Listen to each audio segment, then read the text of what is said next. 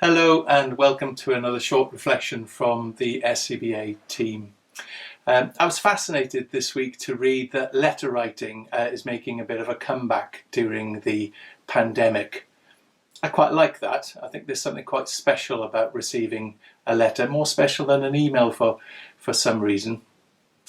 And as I was reflecting on that, I was thinking about a book that I dip into from time to time called A Resilient Life by Gordon MacDonald. It's a great book in its own right, but it's not the book so much, it's the epilogue right at the end of the book, which is entitled A Letter I Wish I'd Written. It's a very moving letter.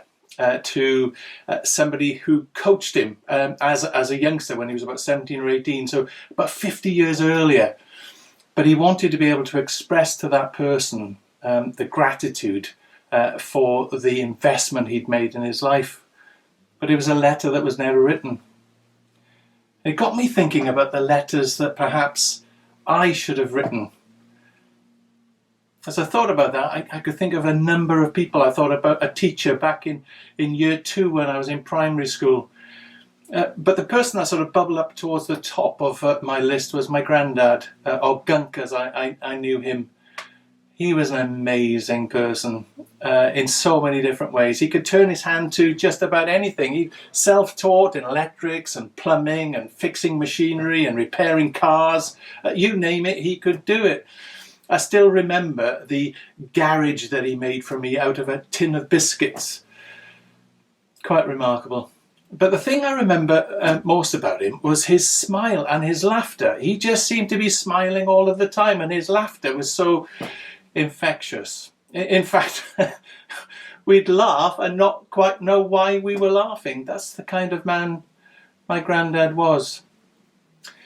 One of the stand-up things for my granddad was his love for cricket, and he passed that on to myself and to my brother. And for hours he would coach us in cricket. He'd bowl to us, bowl until we were exhausted.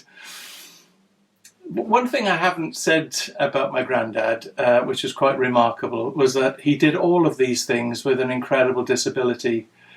As a young man down one of the private mines in the Swansea Valley, he was terribly injured, cut short a promising career in cricket for himself, and was no longer able to hold down the job that he had. So he became a cricket groundsman. But never once did I hear my grandfather complain about what had happened to him. He was more interested in what was happening in people's lives around him. He would say to me things like, life, Dave, is like a cricket delivery. You never quite know how it's going to get to you. Sometimes it might be a bit of late swing, sometimes it might cut off the wicket. He said to me, the important thing is not what the delivery is doing, but it's how you respond to it. Attitude for my grandfather was absolutely essential. I read some time back these words from another of my favourite authors. It says, the longer I live, the more I realise the impact of attitude on life. It is more important than the past, than education, than money, than circumstances, than failures, than successes, than what other people think or say or do. It is more important than appearance, giftedness, or skill. It will make or break a company, a church, a home. The remarkable thing is we have a choice every day regarding the attitude we will embrace for that day. We cannot change our past. We cannot change the fact that people will act in a certain way. We cannot change the inevitable. The only thing we can do is play on the one string we have, and that is our attitude. He goes on to say, I'm convinced that life is 10% what happens to me and 90% of how we respond. Life throws up all sorts of things. We know that. What we're going through at the moment is something that we've never experienced before.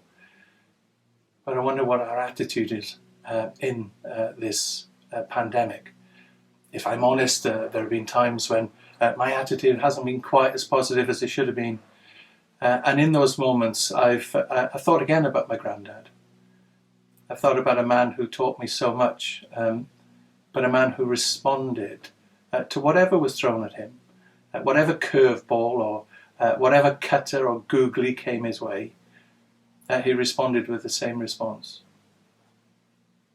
Great faith in his God, a trust and a thankfulness that just seemed to ooze out from him. I think it's an example for all of us. I remember reading somewhere that we need to let our hopes, not our hurts, affect our future. And I think my grandfather, Gunk as I call him, would have been quite pleased with that. Shall we pray? Father, thank you for those who have inspired us and shaped us. Help us, we pray, to be content in any and every situation. Help us to guard our attitudes and live lives filled with thankfulness and hope. Amen.